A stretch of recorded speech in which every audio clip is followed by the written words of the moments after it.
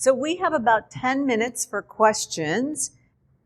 We develop tabletops for boards and also C-suites. I call them executive roundtables rather than tabletops. Tabletops to me are truly what Will described, and that's really going through an actual incident.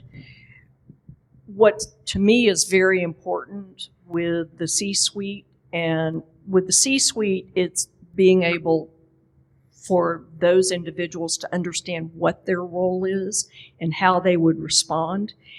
And often it's also going, revisiting those guiding principles and some of the key aspects of what's important about the how you will respond. You know, be transparent, various aspects, don't speculate. And the decision tree, in other words, you're not going to all get to review every press release that goes out, to remind them of this and make sure everybody, holds hand and sings Kumbaya to that.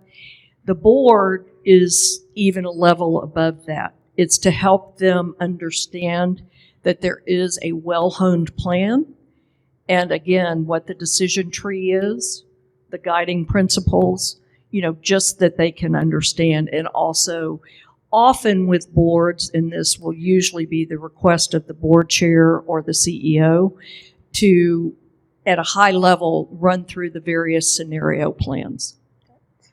Dale, did you want to add? Yes, ma'am. I'll answer this even more direct. Boards should not be involved in tabletops. They should be involved in a discussion in an educational format, if you will. Tabletops should be executed by the management team for that tactical execution. Ultimately, the management team should be exercised for the tactical execution. The board should be educated, and they should be prepped with the right, hard, gritty questions to ask to guide the management team. That's my overarching answer and very direct answer. One other comment I'll make.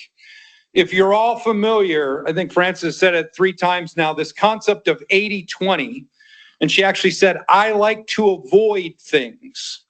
I couldn't agree more with one caveat and just one slightly different optic on this. I would tell you the frequency of emergency, the frequency of natural disasters, terrorism, conflict, all of these things are increasing every year. The exposure is simply increasing. I do believe that the model of 80-20 in the world we live in is now wrong. I think the concept of 80% of preparation and avoidance versus 20% on execution and the after-action review of update of lessons learned no longer applies in the world we live in. I believe it has to be 50-50. You have to be 50% focused on your preparation and avoidance, but you need to spend an equal amount of time on how you're going to execute in crisis. The 80-20 model is now dated, in my opinion. I think it's old, and it applied to a model in corporate America 30, 40, 50, 60 years ago. Ultimately, to make my point, every event I'm about to list is something that is unavoidable because you cannot predict it with accuracy. The 2015 Paris attacks, over 500 people shot and killed. 2017 Puerto Rico Virgin Island hurricanes. 2020, the first pandemic of COVID in my lifetime. I don't think most of us ever thought we'd actually live through a pandemic. I now believe we will see another one before we die if you're less than 55 years old.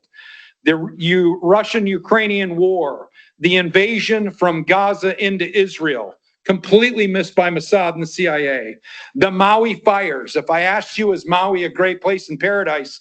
Has anything ever bad happened to Maui? 95% of us would say it's paradise. Nothing ever bad happens. Yet there's billions of dollars of losses and 100 people burnt to death. The Asheville hurricanes. No one saw it coming. No one could predict it. No analysis, no weather models could have seen it coming. The Los Angeles fires. 5 months ago, the terrorist attack in New Orleans. 5 months ago, the Germany Christmas market attacks. Not one of those events in the world I live in can actually be predicted or prepared for to be avoided. Therefore, the amount of time you spend on avoiding the crisis, you better have the equal amount of brain power and preparation on how you're going to execute through it. I think it is the one of the biggest changes in corporate America. That 80-20 rule has got to be updated, and the board is the mechanism to reinforce that messaging. I want to say I have failed as a communicator. And my apologies, Dale. When I was using the 80-20 rule, I meant 80% good or there in terms of like a press release, and 20% it probably could be better. Definitely not 80%, prepared and 20% execution. Then I misspoke. No, you didn't misspeak. I think you spoke perfectly. Yeah. I did not communicate that well. I would say you need to be 100% prepared and you need to 100% execute. Great. Any other questions? Go ahead, Kathleen. I'm happy to kick this off, and Will and Dale, I know actually you need those two. Yeah, is what I would say. You definitely need those two. I want them on my team. Again, to Kathleen's point, I consider that part of your preparation, because you need to know you've got the right people in your corner when you're not having a crisis. And that includes, making sure you've got the right insurance, making sure you've got the right advisors. Dale is in a league of his own in terms of the kind of work that they do. And if you're I'm going to let him speak for himself, but this is the guy that I would want advising me if I was in a global company. And, you need to have the right outside counsel. And then that may, that's going to be part of your regular counsel, depending on the kind of incident. If it's a harassment situation, you're going to need, employment counsel. You'll need different kinds of counsel. Where communications are concerned, or the kind of work that we do, which is, investor and, dealing with the media, we kind of cover that whole gamut. It can be multifaceted. You may be with a very large, sophisticated company that has a large team of people, and you may need, again, you still have to run the company, and depending on the situation, it can be a very confidential kind of situation where you need to keep the group very small that's under the tent. So you may need to have some outside advisors that can help you, that have been through a lot of these situations. That's the other thing. Some situations, if you're in an energy company, unfortunately, lots of incidents happen. But it just depends. But you need to look into these things based on your vulnerabilities, and then get those people in your Rolodex, talk to people, know that they're there. And if you have an incident, you can call them. Will and Dale, we have a few minutes left. Would you add anything to that? Yeah. So as I've tried, I'm going to answer this in 5 bullets, if you will, of very actionable items. Number 1, we have Will here from insurance. They're my broker. I am listed as a master service provider on medical evacuation, kidnap and ransom, secure response, and cyber for the Fortune 1000. So I know what both sides do and what they're responsible for. My first rhetorical question to all of you in the audience is, when is the last time you actually read your insurance policy and focused on the restrictions?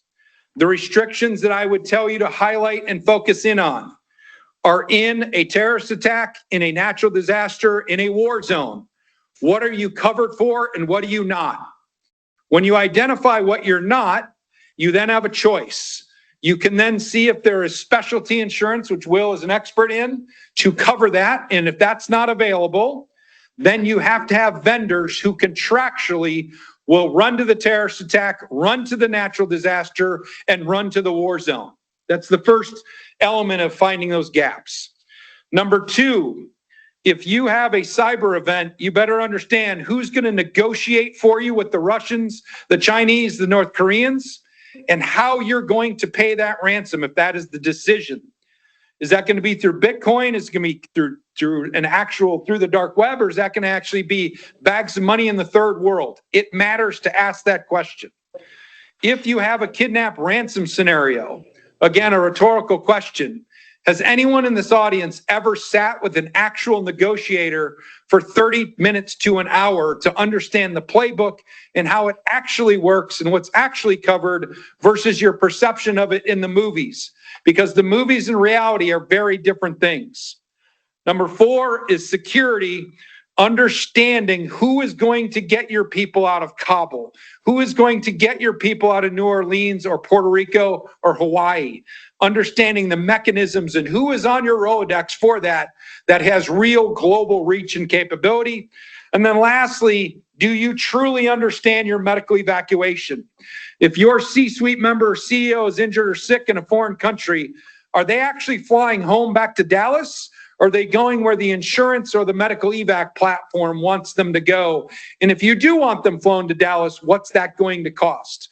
All of that should be mapped. Your insurance, your medical evac, your kidnap and ransom, your security evacuation, and your cyber should be right down to the details. You know every element of those things. The only way that's going to do that is if you take out a highlighter, read the policy, find your gaps, and then fill them, simply put, with external resources. Great. Thank you. Thank you, Dale. So we are out of time right now. Really appreciate your engagement and your attention, and to our panel. Thank you. Well, thank you so much. Thank you, Chris, Francis, Dale, and Will. We really appreciate your time today, and thanks for joining us electronically.